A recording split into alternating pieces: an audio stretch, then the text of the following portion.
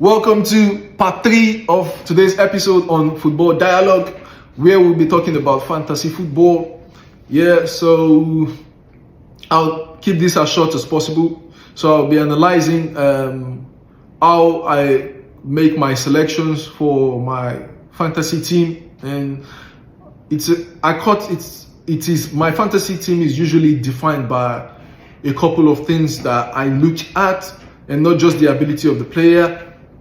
I look at the managers too as well, how much they love rotation in the team.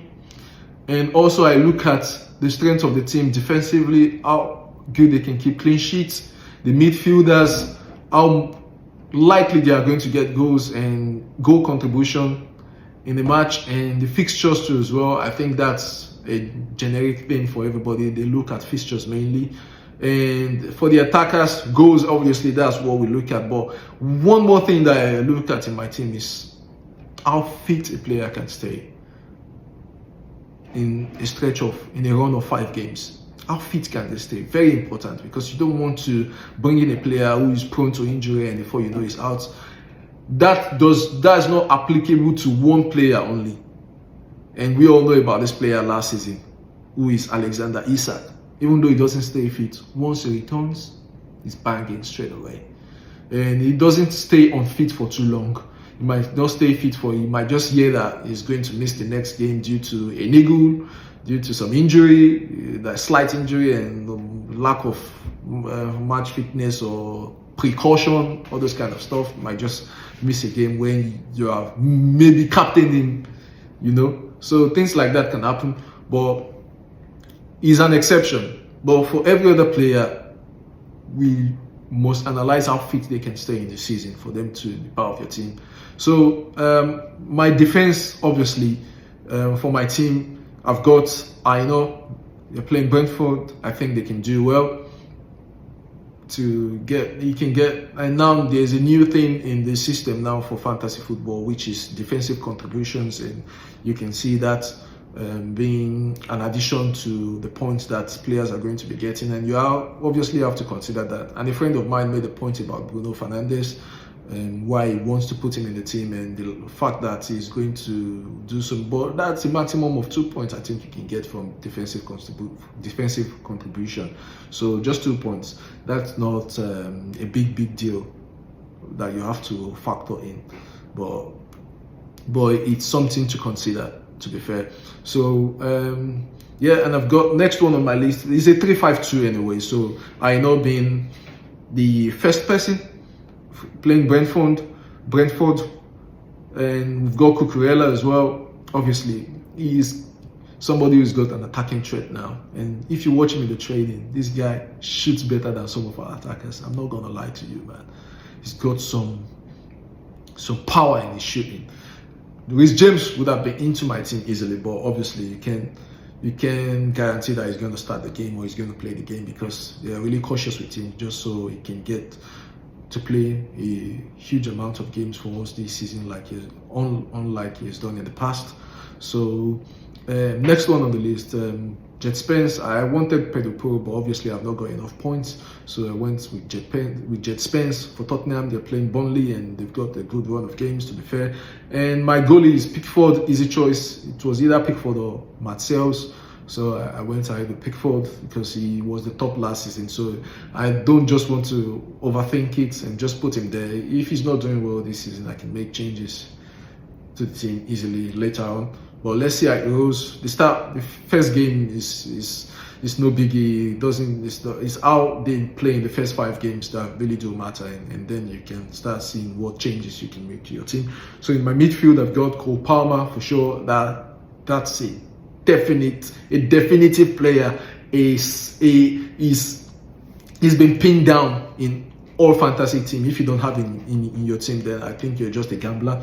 So Cole Palmer for sure is nailed on to be in everyone's midfield. Next one, I've got Mo Salah.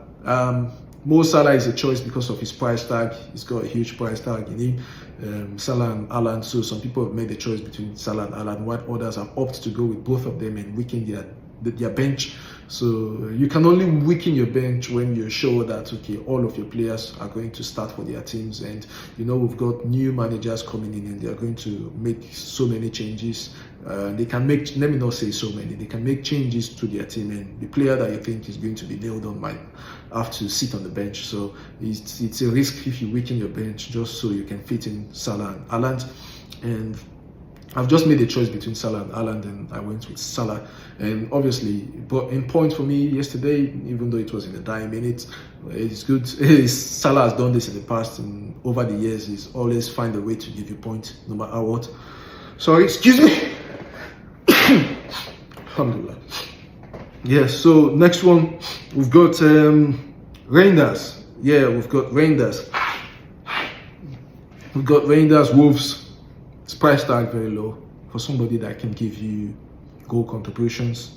He's got a towering height, and obviously in set pieces he can get you goals too as well. So Rangers for sure into everyone's team. If he's not in your team, I don't know what you're thinking about. And next one, Kudus. Mo Kudus, my guy. Mo Kudus is my guy. I love this player, man. This player has got everything in him. He just needs to be in the right team, and which I think he is at the moment. Tottenham under Thomas Frank is going to bring the best. He's going to build a team around Kudus, I believe, and we'll see the best of Kudus this season. So yeah, nailed on in my team. And Ndiaye, playing against Leeds. Leeds are like what I think are going to be the bottom team this season. They are going to finish 20, I think. So anybody playing against them is like, you've got to get into my team, man, if you're playing against Leeds. So I've got 2 Everton players in Pickford and Ndiaye. So, and on my attack, I've got Pedro and Ekitike. Ekitike got my point yesterday, even though I wasn't really impressed with what he played yesterday against Bournemouth. But the point is what matters. That's what matters in fantasy. You just get me the point. I don't care how you do it. Just get me the point. So next one, Joao Pedro. Of course, this guy has got a bullet in his foot, man. He's got a bullet in the foot, and I can't wait to see that tomorrow at the beach. Joao Pedro, you're gonna get me goals, and I'm going to celebrate you. I will celebrate you in the stadium, Joao Pedro. Whoa, Joao Pedro. Whoa. Come on, Chelsea. Palma Pedro, you guys got to give me goals tomorrow, man. You've got to give me goals tomorrow against Palace. We need to properly plaster Palace tomorrow. Yeah, and that's it for today. Fantasy football. That's my first 11. So, yeah, like I said, how I analyze my team: fitness, fixtures, player quality, contributions to the team, and yeah, I think that's it, man. So thanks all for tuning and watching today's episode, and more is going to follow on the week. I'll try as much as possible to find time out of my tight schedule. Yeah, work is demanding, so demanding. I need to do so many things at the same time. Yeah, so but I'll try. I'm just starting, and I think I've had a good start to my podcast. Yep, I've had a good start to my podcast. So hopefully I can keep up the pace. That's what I plan to do. I can keep up the pace, and then I'll obviously be bringing when I'm fully into it. I have my setup, I have my space, and I'll be inviting people for us to talk, to analyze football, and this is what we enjoy doing, man. This is what we love doing: football all day. Yeah. Ciao. Thanks all. See you on the next episode. Bye bye, and make sure you subscribe, follow, like, and keep the comments coming. Flood my section with comments. Yeah. Go follow Football Dialogue, man. Go follow Football Dialogue.